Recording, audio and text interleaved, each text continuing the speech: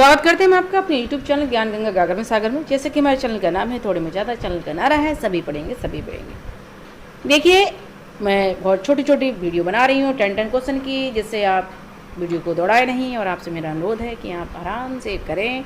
हमारे बहुत ही अच्छे सर्वश्रेष्ठ कवि आचार्य रामचंद्र जी शुक्ल जी से ये क्वेश्चन मैंने बनाए हैं। और वो क्वेश्चन है कि जो हमेशा एग्जाम में आते हैं और नहीं भी आते हैं, उनके सारे ही क्वेश्चन पूछ लिए जाते हैं। इसलिए मैं यहाँ से क्वेश्चन बना रही हूँ और आप तक पहुँचा रही हूँ। अगर आपके लिए मेरे क्वेश्चन अच्छे लगे हैं तो आप मेरी चैनल को सब्सक्राइब करें, वीडियो को लाइक करें, शेयर करें। आइए चलते अपने क्वेश्चन नंबर 1 की तरफ। क्या है? आचार्य रामचंद्र शुक्ल जी ने हिंदी का प्रथम कवि किसे माने? यहाँ पे कहा जा रहा है कि आचार्य रामचंद्र शुक्ल जी ने हिंदी का प्रथम कवि किसे माना है? Option A Swayambhu, option B Sarahapa, option C Chandrapradayi, option D Kadappa. किसको माना है बताइए? देखिए, स्वयंभू नहीं है आचार्य रामचंद्र शुक्ल जी के अनुसार, ठीक है। सरहप्पा भी नहीं है आचार्य रामचंद्र शुक्ल जी के अनुसार। ऑप्शन सी है चंद्रप्रदायी, ठीक है। ये कौन थे? पृथ्वीराज चौहान जी के क्या थे? कवि थे, सेनापति भी थे, चंद्रप्रदायी, ठीक है। आइए करते अपने क्वेश्चन नंबर 2। क्या है? आचार्य रामचंद्र शुक्ल जी ने हिंदी का प्रथम महाकाव्य किसे माना है? हमारे आचार्य रामचंद्र शुक्ल जी हैं, उन्होंने हिंदी का प्रथम महाकाव्य किसको माना है? देखिए, अलग अलग कवियों ने अलग अलग महाकाव्य को प्रथम महाकाव्य माना है। बट यहाँ पे पूछा जा रहा है कि हमारे आचार्य रामचंद्र शुक्ल जी ने प्रथम महाकाव्य किसको माना है? हिंदी का, ठीक है। ढूंढते हैं उसके लिए। Option A Parmal Raso, option B Prithviraj Raso, option C Khuman Raso, option D Hammir Raso. देखिए, ऑप्शन बी सही हो जाएगा, पृथ्वीराज रासो, ठीक है। ये किसने लिखी थी? ये चंद्रप्रदायी ने लिखी थी। पृथ्वीराज के ऊपर, उनके पृथ्वीराज की वीरता के ऊपर और उनके संयुक्ता, उनकी जो पत्नी थी संयुक्ता, उनके ऊपर लिखा था। आइए चलते अपने क्वेश्चन नंबर 3 पे। देखिए, ऐसे क्वेश्चन हैं जो हमेशा पूछे गए हैं और नहीं भी पूछे गए हैं। हमारे आचार्य रामचंद्र शुक्ल जी बहुत ही मेन है हिंदी साहित्य के लिए, तो इसलिए मैंने उनके क्वेश्चन आंसर चुन चुन के ढूंढे हैं। इसलिए अच्छे अच्छे क्वेश्चन हैं और आपके लिए करवा रहे हैं, जिससे आप तैयारी करते हुए चलें। आइए करते हैं अपना क्वेश्चन नंबर 3। हिंदी का प्रथम मानक कौन सा है? यानी कि हिंदी का प्रथम मानक कौन सा है? मानक कोश, ठीक है। ऑप्शन ए शब्द सागर, option B Shabd Sangrah, option C Chintamani, option D Hindi Sahitya का इतिहास। देखिए, ये जो चारों ऑप्शन दिए गए हैं, ये चारों ही आचार्य रामचंद्र शुक्ल जी के हैं। बट यहाँ पे पूछा जा रहा है कि हिंदी का मानक कोश किसको माना गया है? मानक किसको माना गया है? तो ऑप्शन हमारा हो जाएगा ए शब्द सागर। इसी को शब्द संग्रह भी कहा जाता है, ठीक है। आइए क्वेश्चन नंबर 4 करते हैं। क्या है? हृदय की अनुभूति ही साहित्य में रस भाव कहलाती है, ठीक है। हृदय की अनुभूति ही साहित्य में रस भाव कहलाती है। ये पंक्ति किसकी है? Option A Acharya Ramchandra Shukla ji, option B Hazari Prasad Dwivedi ji, option C Mahavir Prasad Dwivedi ji, option D Bharatendu Harishchandra ji. देखिए, चारों ही आचार्यों ने हिंदी साहित्य क्षेत्र में बहुत ही अच्छा कार्य किया है और यहाँ से क्वेश्चन आते हैं, चारों ही अच्छे हैं। और यहाँ पे पूछा जा रहा है कि ये पंक्ति किसकी है? अगर ये आती है तो आप कैसे बताएंगे कि हृदय की अनुभूति ही साहित्य में रसभाव कहलाती है? तो यह हमारे आचार्य रामचंद्र शुक्ल जी की है। ये आती है पंक्ति, कई बार आई है, ठीक है। आइए क्वेश्चन नंबर हम 5 पे चलते हैं। क्या है? आचार्य रामचंद्र किस कवि को मानते थे? यानी कि किस कवि को सर्वश्रेष्ठ कवि मानते थे, इस तरह से कहा जाए तो option A Surdas, option B Tulsidas, option C Kabirdas, option D Jayasi. देखिए, चारों विकल्प दिए हुए हैं और इन चारों ही कवियों ने साहित्य में बहुत ही कार्य किया है। तो इसमें पूछा जा रहा है कि आचार्य रामचंद्र जी सबसे श्रेष्ठ किसको मानते थे? श्रेष्ठ वो सभी को मानते थे, ऐसा नहीं सभी कवियों के लिए वरीयता देते थे, बट सर्वश्रेष्ठ किसको मानते थे अपने अनुसार। तो देखिए ऑप्शन ए सूरदास जी नहीं, ऑप्शन बी तुलसीदास जी हैं, ऑप्शन बी सही हो जाएगा हमारा तुलसीदास। ठीक है, आइए करते अपना क्वेश्चन नंबर 6 क्या है, काल निर्धारण में कौन सी पुस्तक को माना जाता है, यानी कि काल निर्धारण यानी कि समय निर्धारण, ठीक है, काल विभाजन में कौन सी पुस्तक के लिए सारे ही कवि सर्वश्रेष्ठ मानते हैं। वैसे तो बहुत कवियों ने समय काल निर्धारण के लिए गार्जर तासी और हमारे मिश्र बंधु सभी ने, राजा लक्ष्मण सिंह जी, इन्होंने भी काल विभाजन पे लिखा है। पर सर्वश्रेष्ठ किसकी पुस्तक को माना जाता है, कौन सी पुस्तक को माना जाता है, वो यहाँ पे पूछा जा रहा है और वो किसकी पुस्तक है हम आपके लिए भी बताएंगे।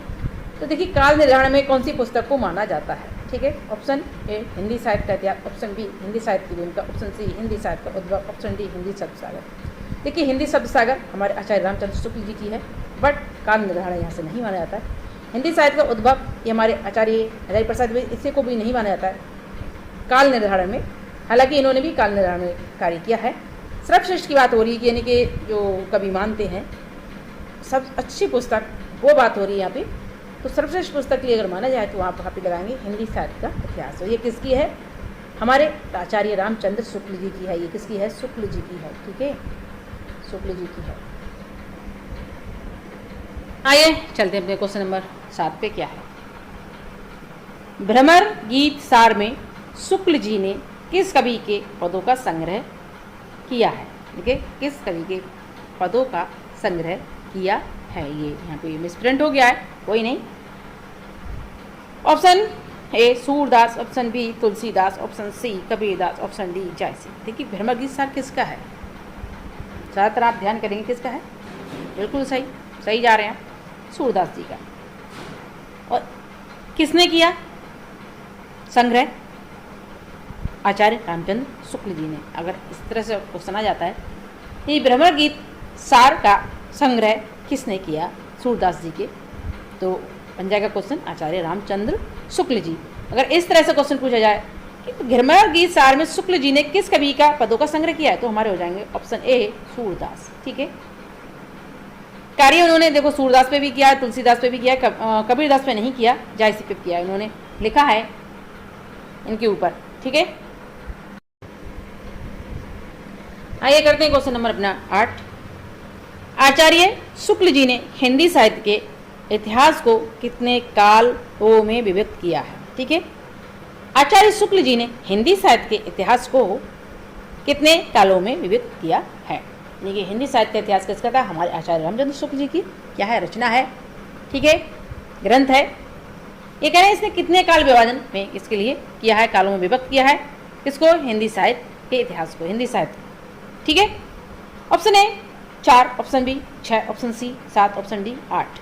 तो देखिए हमारे आचार्य शुक्ल जी ने हिंदी साहित्य के इतिहास को 4 भागों में विभक्त किया है, ठीक है, 4 कालों में विभक्त किया है, तो ऑप्शन हमारा ए सही हो जाएगा, ठीक है, 4।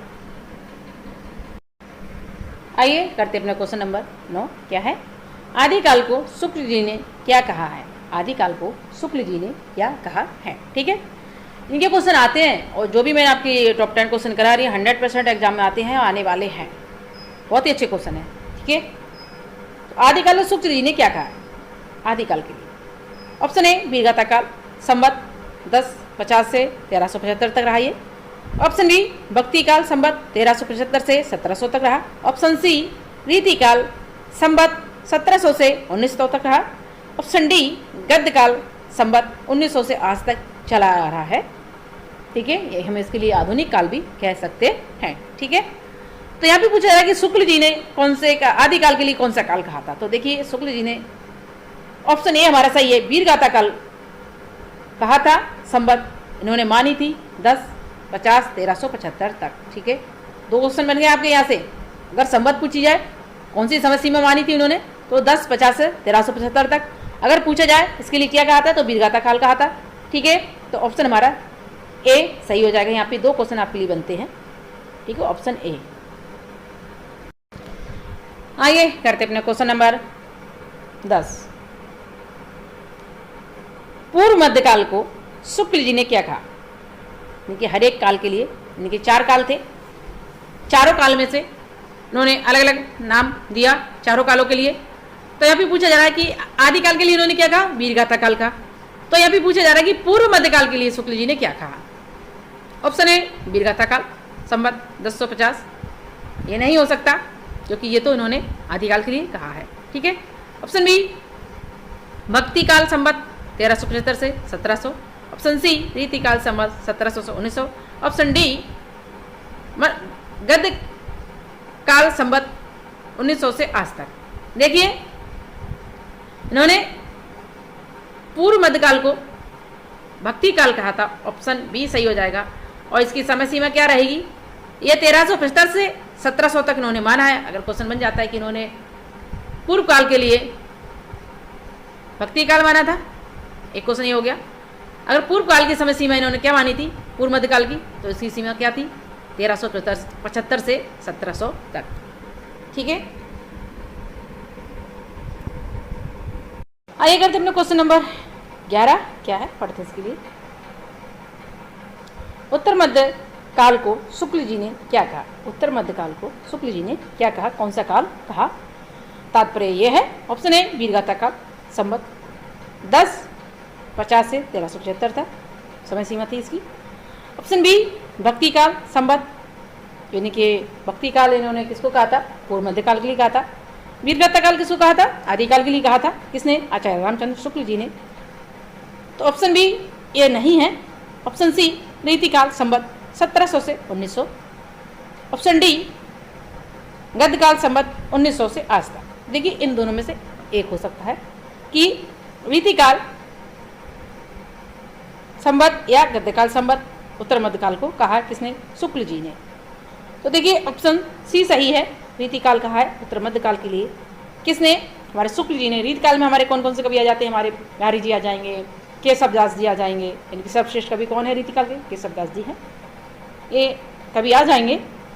और भी कवि हैं, घनानंद है, बोधा है, सुजान है, ये सब रीतिकाल कवि हैं, उसी में आते हैं। और क्वेश्चन पूछा जाए इसी समय सीमा क्या थी, तो ये थी 1700 से 1900 तक। ठीक है।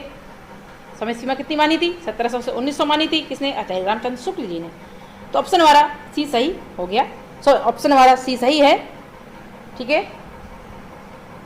आइए करते हैं क्वेश्चन नंबर 12। क्या है? आधुनिक काल को शुक्ल जी ने क्या कहा? इनके कौन सा काल कहा? तात्पर्य यह है ऑप्शन ए वीरगाथा काल नहीं, क्योंकि इसे तो आदि काल के लिए कहा था आचार्य शुक्ल जी ने।